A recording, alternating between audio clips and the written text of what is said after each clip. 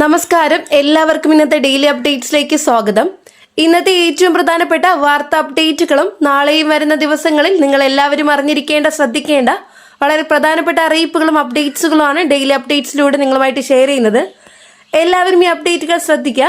നിങ്ങൾ എല്ലാവരും video like ചെയ്ത് നിങ്ങളുടെ സുഹൃത്തുക്കളിലേക്ക് ഈ ഇൻഫർമേഷൻ ഷെയർ ചെയ്ത് കൊടുക്കാനും ഇതുപോലുള്ള അപ്ഡേറ്റ്സ് ലഭിക്കാനായിട്ട് ചാനൽ സബ്സ്ക്രൈബ് ചെയ്യാനും ബെല്ലൈക്കൺ അമർത്താനും മറക്കരുത്. ഏറ്റവും പ്രധാനപ്പെട്ട വാർത്താ അപ്ഡേറ്റ്, സംസ്ഥാനത്ത് വേനൽ ചൂട് കടക്കുന്ന സാഹചര്യത്തിൽ വിവിധ ജില്ലകളിൽ ഉയർന്ന താപനില രേഖപ്പെടുത്തുമെന്ന് കേന്ദ്ര കാലാവസ്ഥാ വകുപ്പ് മുന്നറിയിപ്പ് നൽകി. 2026 മാർച്ച് 26, 27 തീയതികളിൽ കൊല്ലം, കോട്ടയം, പാലക്കാട് ജില്ലകളിൽ താപനില 38 ഡിഗ്രി സെൽഷ്യസ് വരെ ഉയർന്നേക്കാം. പത്തനംതിട്ട, ആലപ്പുഴ, തൃശൂർ, എറണാകുളം, കോഴിക്കോട്, കണ്ണൂർ ജില്ലകളിൽ 37 ഡിഗ്രി സെൽഷ്യസ് വരെയും തിരുവനന്തപുരം, മലപ്പുറം, കാസർഗോഡ് ജില്ലകളിൽ 36 ഡിഗ്രി സെൽഷ്യസ് വരെയും ചൂട് കൂടാൻ സാധ്യതയുണ്ട്. ഇത് സാധാരണ താപനിലയേക്കാൾ 2 മുതൽ 3 ഡിഗ്രി സെൽഷ്യസ് വരെ കൂടുതലാണെന്നും കേന്ദ്ര കാലാവസ്ഥ നിരീക്ഷണ കേന്ദ്രം വ്യക്തമാക്കി. ഉയർന്ന താപനിലയ്ക്കൊപ്പം അന്തരീക്ഷത്തിലെ ഈർപ്പം കൂടുന്നതിനാൽ മലയോര മേഖലകൾ ഒഴികെയുള്ള പ്രദേശങ്ങളിൽ കടുത്ത അസ്വസ്ഥതയും ചൂടും അനുഭവപ്പെടും. മാർച്ച് 26 മുതൽ 27 വരെ നീളുന്ന ഈ കാലാവസ്ഥ വ്യത്യാസം കണക്കിലെടുത്ത് പൊതുജനങ്ങൾ അതീവ ജാഗ്രത പാലിക്കണമെന്നും അധികൃതർ നിർദ്ദേശിച്ചു. ദേഹദാഹം ഒഴിവാക്കാൻ ധാരാളം വെള്ളം കുടിക്കാനും ഉച്ചസമയത്തെ നേരിട്ടുള്ള ജോലി ഒഴിവാക്കാനും ആരോഗ്യ വിദഗ്ധർ ഉപദേശിക്കുന്നു. അടുത്ത പ്രധാനപ്പെട്ട വാർത്താ അപ്ഡേറ്റ്, സംസ്ഥാനത്തെ വാഹന ഉടമകൾക്ക് വലിയ ആശ്വാസമായി സർക്കാരിന്റെ പുതിയ പ്രഖ്യാപനം. വിവിധ ഗതാഗത നിയമങ്ങളുടെ പേരിൽ കുമിഞ്ഞുകൂടിയ ട്രാഫിക് പിഴകളൊക്കെ തന്നെ പകുതി തുക നൽകിക്കൊണ്ട് തീർപ്പാക്കാൻ 50% ഇളവിന് ഇതോടെ അവസരമൊരുങ്ങിയാണ്. കാലങ്ങളായിട്ട് അടയ്ക്കാതെ കിടക്കുന്ന പിഴത്തുകകളൊക്കെ തന്നെ അടയ്ക്കുന്നതിനും അതിനു പുറമെ കോടതികളിലെ കേസുകളുടെ എണ്ണം കുറയ്ക്കുന്നതിനുമായിട്ടാണ് ആഭ്യന്തര വകുപ്പ് ഇത്തരമൊരു നീക്കങ്ങൾക്ക് രൂപം നൽകിയിരിക്കുന്നത്.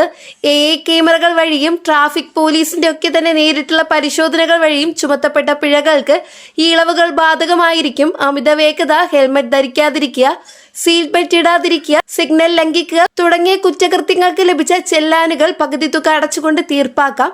എന്നാൽ മദ്യപിച്ച് വാഹനം ഓടിക്കുകയോ മാരകമായിട്ടുള്ള അപകടങ്ങൾ വരുത്തുകയോ ചെയ്ത കേസുകൾക്ക് ഈ ഒരു ഇളവ് അത് ബാധകമായിരിക്കില്ല എന്നും അറിയിപ്പുണ്ട്. അടുത്ത പ്രധാനപ്പെട്ട വാർത്താ അപ്ഡേറ്റ്, രാജ്യത്തെ പാചകവാതക വിതരണ ശൃംഖലയിലെ വളരെ പ്രധാനമായിട്ടുള്ള പരിഷ്കരണവുമായിട്ട് കേന്ദ്ര പെട്രോളിയവും പ്രകൃതിവാതക മന്ത്രാലയം പൈപ്പ് ലൈൻ ഗ്യാസ് ലഭ്യമാക്കുന്ന പ്രദേശങ്ങളിൽ ഉപയോക്താക്കൾക്ക് നിർബന്ധമായിട്ടും ആ സേവനത്തിലേക്ക് മാറണമെന്നും അല്ലാത്ത പക്ഷം നിലവിലെ LPG സിലിണ്ടർ വിതരണം നിർത്തലാക്കുമെന്നുമാണ് സർക്കാർ ഉത്തരവ്.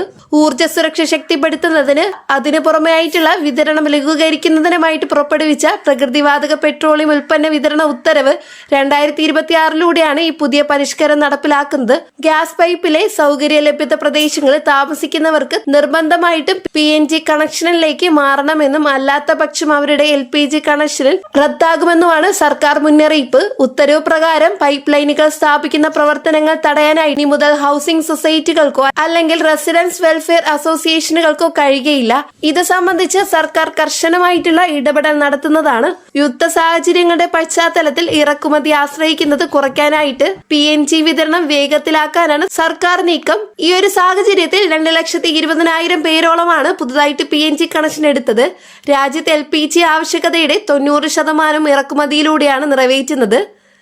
നിലവിലത്തെ യുദ്ധ സാഹചര്യം നീണ്ടുപോയാൽ ഇറക്കുമതിയെ പ്രതികൂലമായിട്ട് ബാധിക്കുമെന്നും അതുപോലെ തന്നെ വ്യാജ പ്രചരണങ്ങളെയൊക്കെ തന്നെ വിശ്വസിക്കരുതെന്നും LPG ഉൽപാദനം പൂർണ്ണതോതിൽ നടക്കുന്നുണ്ടെന്നും സർക്കാർ വ്യക്തമാക്കിയിട്ടുണ്ട്. അടുത്ത പ്രധാനപ്പെട്ട വാർത്താ അപ്ഡേറ്റ്, സംസ്ഥാനത്തെ വിദ്യാസംബന്ധിത മാർഗദീപ സ്കോളർഷിപ്പുകളുടെ വിതരണ നടപടികൾ നിലവിലിപ്പോൾ ആരംഭിച്ചിരിക്കുകയാണ്. വിദ്യാസംബന്ധിത സ്കോളർഷിപ്പിന് ആവശ്യമായ ഫണ്ട് സർക്കാർ ധനവകുപ്പിൽ നിന്നും റിലീസ് ചെയ്ത സാഹചര്യത്തിൽ ഗുണഭോക്താക്കൾക്ക് വെബ്സൈറ്റിലെ ബെനിഫിഷ്യറി സ്റ്റേറ്റസ് എന്നിവ വഴി അപേക്ഷയുടെ നിലവിലത്തെ സ്ഥിതി പരിശോധിക്കാവുന്നതാണ്. 2024-25 കാലയളവിലെ വിവരങ്ങൾ നിലവിൽ പ്രസിദ്ധീകരിച്ചിട്ടുണ്ട്. 2025-26 അക്കാദമിക് വർഷത്തെ പുതിയ ലിസ്റ്റ് ഉടൻ തന്നെ ലഭിക്കുന്നതാണ്. അതോടൊപ്പം ന്യൂനപക്ഷ വിഭാഗങ്ങൾക്കായിട്ടുള്ള മാർഗദീപ സ്കോളർഷിപ്പിന്റെ സ്റ്റാറ്റസ് പരിശോധിച്ച് നിങ്ങളുടെ അപേക്ഷ സെലക്ട് ആയോ എന്ന് ഉറപ്പുവരുത്തേണ്ടതാണ്. തുക വിതരണം ആരംഭിക്കുന്ന ഈ ഘട്ടത്തിൽ വിദ്യാർത്ഥികളുടെ ബാങ്ക് അക്കൗണ്ടുകൾ അല്ലെങ്കിൽ ജോയിന്റ് അക്കൗണ്ടുകൾ അത് ആക്റ്റീവ് ആണെന്ന് പ്രത്യേകം നിങ്ങൾ ശ്രദ്ധിക്കേണ്ടതാണ്. അടുത്ത പ്രധാനപ്പെട്ട വാർത്താ അപ്ഡേറ്റ്, ആധാർ കാർഡിലെ വിവരങ്ങളൊക്കെ തന്നെ തിരുത്തുന്നതിന് അതിനു പുറമെ തന്നെ പുതുക്കുന്നതിന് നമ്മൾ പലപ്പോഴും ശ്രമിക്കാറുണ്ട്. എന്നാൽ ഇപ്പോൾ ആധാർ കാർഡിലെ പേര് മാറ്റുന്നതിന് കേന്ദ്ര സർക്കാർ പുതിയ നിയന്ത്രണങ്ങൾ ഏർപ്പെടുത്തിയിരിക്കുകയാണ്. പുതിയ നിയമപ്രകാരം ഒരാൾക്ക് ജീവിത കാലയളവിൽ 2 തവണ മാത്രമേ ഇനി പേര് മാറ്റാനായിട്ട് സാധിക്കുകയുള്ളൂ. കൂടാതെ ജനന തീയതി തിരുത്തുന്നതിനായിട്ട് 1 തവണ മാത്രമേ ഇനി അവസരം ലഭിക്കുകയുള്ളൂ എന്നും unique identification authority of India അറിയിച്ചു. എന്നാൽ വിലാസം അപ്ഡേറ്റ് ചെയ്യുന്നതിന് നിലവിൽ നിയന്ത്രണങ്ങളില്ല. തെറ്റായിട്ടുള്ള വിവരങ്ങൾ ആവർത്തിച്ച് മാറ്റുന്നതും അതുപോലെ ഡിജിറ്റൽ അറസ്റ്റ് ഉൾപ്പെടെയുള്ള തട്ടിപ്പുകൾ തടയുന്നതിനായിട്ട് കേന്ദ്ര സർക്കാർ ഇത്തരത്തിലുള്ള കർശന നിബന്ധനകൾ ഇപ്പോൾ സ്വീകരിച്ചിരിക്കുന്നതാണ്. സർക്കാർ സേവനങ്ങൾ കൂടുതൽ വേഗതയിലും എളുപ്പത്തിലുമാക്കുന്നതിനായിട്ട് പുതിയ ആധാർ മൊബൈൽ ആപ്പും സർക്കാർ ഇപ്പോൾ പുറത്തിറക്കിയിട്ടുണ്ട്. വിവരങ്ങൾ മാറ്റുമ്പോൾ കൃത്യമായിട്ടുള്ള രേഖകൾ സമർപ്പിക്കേണ്ടത്. അതിനാവശ്യമായത് ജനനത്തീയതി തിരുത്തുന്നതിന് ബർത്ത് സർട്ടിഫിക്കറ്റും നിർബന്ധമാണ്. വോട്ടർ ID കാർഡ്, വൈദ്യുതി ബിൽ, ഗ്യാസ് ബിൽ തുടങ്ങിയ രേഖകളോ അതുപോലെ തന്നെ പാസ്പോർട്ട്, ഇത്തരത്തിലുള്ള തിരിച്ചറിയൽ രേഖകളോ നിങ്ങൾക്ക് ഉപയോഗിക്കാനായിട്ട് സാധിക്കുന്നതാണ്. അടുത്ത പ്രധാനപ്പെട്ട വാർത്ത അപ്ഡേറ്റ് സാമൂഹ്യ സുരക്ഷ ക്ഷേമനിധി വിതരണവുമായിട്ട് ബന്ധപ്പെട്ട് പ്രധാനപ്പെട്ട ചില അറിയിപ്പ് ഇപ്പോൾ പുറത്തു വന്നിട്ടുണ്ട്. മാർച്ച് മാസത്തെ ധനസഹായം ഇതുവരെ ലഭിക്കാത്തവർ നിങ്ങൾ എല്ലാവരും പ്രത്യേകം ശ്രദ്ധിക്കണം. നമുക്ക് ഇത്തവണ 2 ഗഡുക്കൾ ഒരുമിച്ചായിരിക്കും അക്കൗണ്ടുകളിലേക്ക് എത്തുക. അതായത് ഈസ്റ്റർ, വിഷു ഒക്കെ പ്രമാണിച്ച് ആനുകൂല്യ വിതരണം സർക്കാർ നേരത്തെ ആക്കിയിരിക്കുകയാണ്. മാർച്ച് ഏപ്രിൽ മാസത്തിലെ വർദ്ധിപ്പിച്ച പെൻഷൻ തുക ആയിട്ടുള്ള 4000 രൂപ അത് 2 ഗഡുക്കളായിട്ടും 2000 വീതം ഒരുമിച്ച് വിതരണം ചെയ്യുന്നതാണ്. ഈ ഒരു സമയക്രമത്തിൽ ഇപ്പോൾ മാറ്റമുണ്ടായിരിക്കുകയാണ്. നിലവിലെ അറിയിപ്പ് പ്രകാരം മാർച്ച് 31 തീയതിയോടെ തുക വിതരണം ആരംഭിക്കുന്നതാണ്.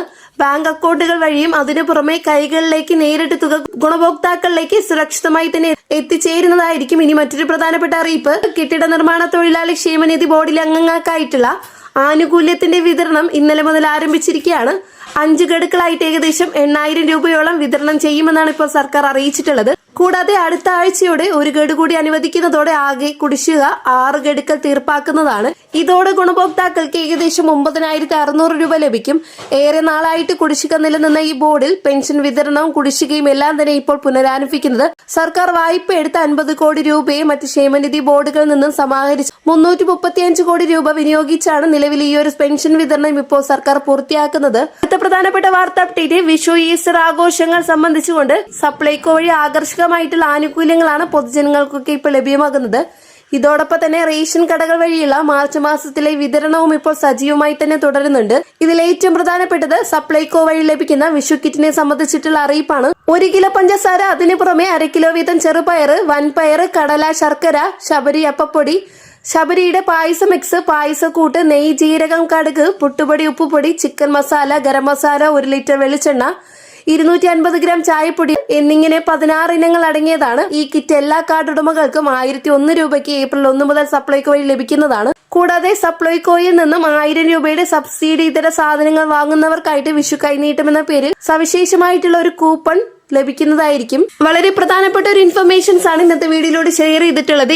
ഇതോടെ ഇന്നത്തെ ഡെയിലി അപ്ഡേറ്റ്സ് പൂർണ്ണമാവുകയാണ്. ഇതുപോലുള്ള ഇൻഫർമേഷൻസ് ലഭിക്കാൻ ചാനൽ സബ്സ്ക്രൈബ് ചെയ്യാനും ബെല്ലൈക്കൺ അമർത്താനും മറക്കരുത്.